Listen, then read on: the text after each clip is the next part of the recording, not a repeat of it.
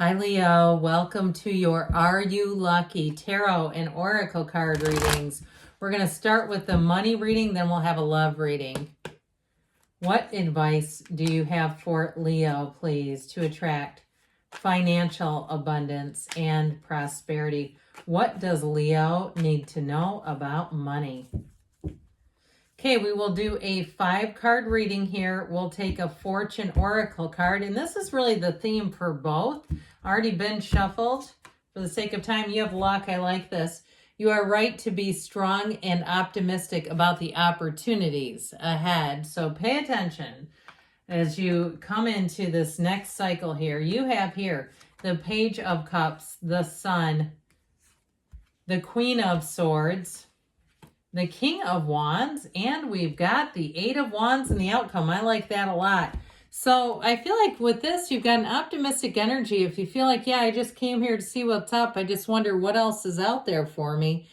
This Page of Wands will tell you that you have this sort of optimistic openness about you. If you are looking to change jobs here, the time is right. You have great energies too in terms of finding a match. Now, if somebody recruits you, you have a friend who comes in and they're a Page of Cups. Did I say Page of Wands? I didn't mean to. You've got the King of Wands here.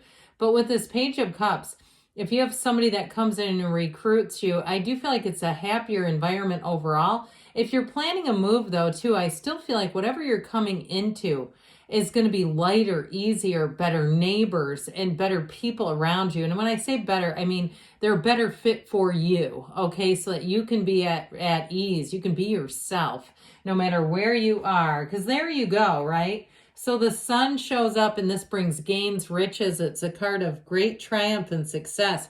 This is in your immediate future.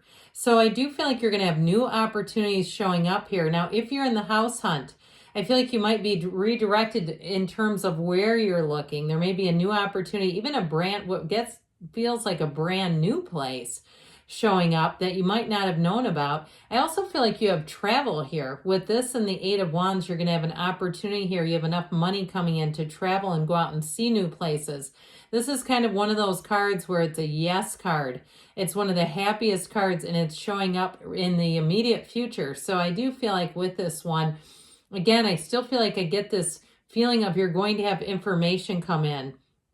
And if there's something too where you're getting an estimate for something, or you're taking bids for something, you're shopping for something, I feel like here's where you get the information where you say, yep, this is going to work. It's this kind of energy. So the Queen of Swords has a very no-nonsense, honest energy. It's communication, though, that's very clear. In terms of contracts, things that are offered are kept. There's nothing hidden here. It's a great energy for interviewing. Now, if you're on the other end and you're interviewing people, I feel like you might be attracting a Queen of Swords, somebody who's witty, but also very intelligent. They're very much in terms of they know how to do the job. It's that kind of energy. So if you're going into an interview and you may find that you come across as professional, but yet that sense of humor is going to be important. Either way, though, with the Queen of Swords, it's also great mental clarity. So any decisions that you make, you're going to do them with ease. There's nothing here that shows indecision. As far as your financial and career life, it's all moving forward. The King of Wands is an upwardly moving energy. You're moving on up here. So with this, know that you have a new venture awaiting. You have great, reliable people around you, loyal people. If you have a job offer that comes in, again, like I said, it's not a bait and switch and you show up and go, oh my God, what have I just done? This is fantastic. It's also you and your own energy. So if you do anything with teaching, learning, if you're trying to do something on social media, get your phone out and start recording in this.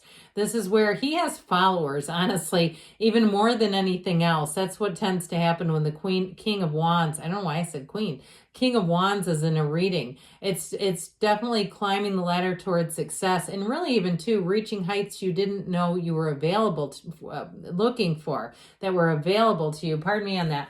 So with the Eight of Wands, this is the outcome. Again, this is where your life expands. And this is a great card in terms of communication. So information is going to come in. If you're in, like I said, if you're doing something with research or trying to get some kind of information, if you need a repair in something, whether it's a house or it's something even at work, or a car repair, this is where you get the information. You say, yep, this is all going to work. Or even if you're buying something, I get it that way too. But either way, this is about moving forward and expanding. Wands are great for money, and that's what the outcome is. So that looks really good, but let's see about love now. All right, what advice do you have for Leo to attract the love of their lives into their lives, please? What does Leo need to know about love, please? Messages for Leo, please. All right, so same setup or similar setup with 5 cards, a little different order here. All right, you have here the Queen of Pentacles, the 9 of Wands, the Empress. I like that. The Fool, take that leap of faith. The 4 of Pentacles, I do feel like you have a commitment, but you're going to have to open yourself up here. With this Queen of Pentacles, if you're more focused on money, I feel like it's a timing thing. You've got great cards in terms of spring and summer, but if there's something here in terms of your focus is more on money and career, or even if it's the physical body with this Queen of Pentacles, you need to shore that up and do that first. With this, though, overall, in terms of love, it's about bringing in balance. She is a partner for life. So if you're attracting an earth sign, I was going to say heavily present in the reading, but there's not that many cards to be heavily present. So the 9 of Wands, you got the Wounded Warrior here. I feel like you have to let go of any old relationships that didn't work, any old patterns. And if you have some resentment about a relationship, even if it's not a love relationship, if there's resentment in your life, I feel like they're saying, let's let go of that now. There's a realization here. And I also feel like too, some soul searching, really looking at yourself and understanding how did you get into those circumstances, if they were even patterns from your family of origin, and there's a bit of a please disease, or even if there's an issue with not committing or finding non-committal people. Something about that, though, needs to change, identifying it, because we can't fix what we won't acknowledge. You do have love coming in, by the way. And so with the Empress energy, she's ruled by Venus. It's probably one of the most loving cards in the entire deck.